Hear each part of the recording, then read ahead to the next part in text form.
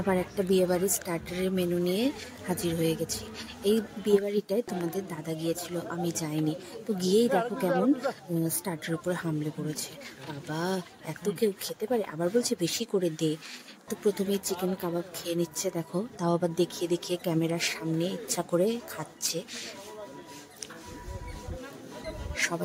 সবাইকে দেখাচ্ছে যে দেখো আমি খাচ্ছি, তোমরা তো আসতে পারোনি। এরকম করে কে খায় বাবু, আমি জানি না। তো চলো, আবার কাবাব খেতে না খেতেই দেখো আবার আইসক্রিমের স্টলের সামনে গিয়ে লাইন দিয়ে দাঁড়িয়ে পড়েছে। এবারে আইসক্রিমও খাবে। একজন একজন করে আইসক্রিম নিয়ে চলে যাচ্ছে। এবারে তোমাদের দাদার লাইনটাও এসে গেছে, তার মানে এবার তোমার দাদাও হচ্ছে গিয়ে আইসক্রিম পাবে। উফ, দেখো কত অপেক্ষা করছে একটা আইসক্রিমের জন্য।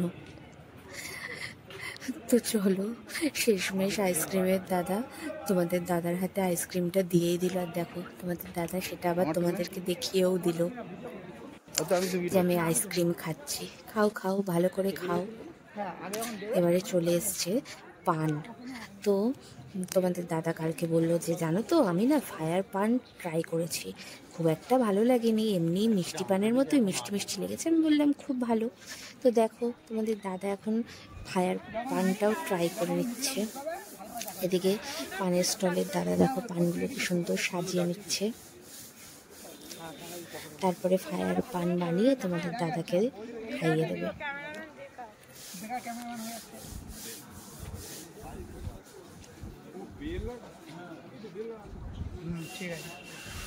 কত রকমের মশলা দিয়ে পান তৈরি করছে দাদা, দেখো।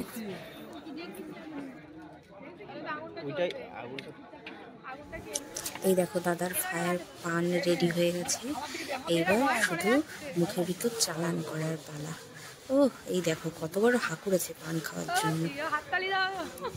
বাবা, দেখো যেন বুড়ো দাদু পান চিবাচ্ছে।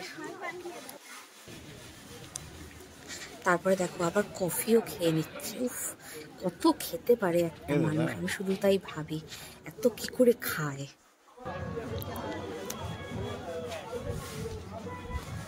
এই দেখো আবার ফুচকার স্টলের সামনে গিয়ে বাটি হাতে দাঁড়িয়ে পড়েছে ফুচকা খাবে বলে। আবার ফুচকাটাও দেখিয়ে দেখিয়ে খেয়ে নিচ্ছে। দেখেছো দাদা কত খেতে পারে? তোমরা শুধু দেখে নাও দাদার খাওয়াটা। উফ, এবারে দেখো উফ, আবার রেশমি কাবাব। বাবারে বাবা, যত রকমের স্টার্টার ছিল সব কিছু ট্রাই করে এসছে। হ্যাঁ দেখো না, দেখিয়ে দেখিয়ে খেলে এরকমই হয়। তো চলো, টাটা।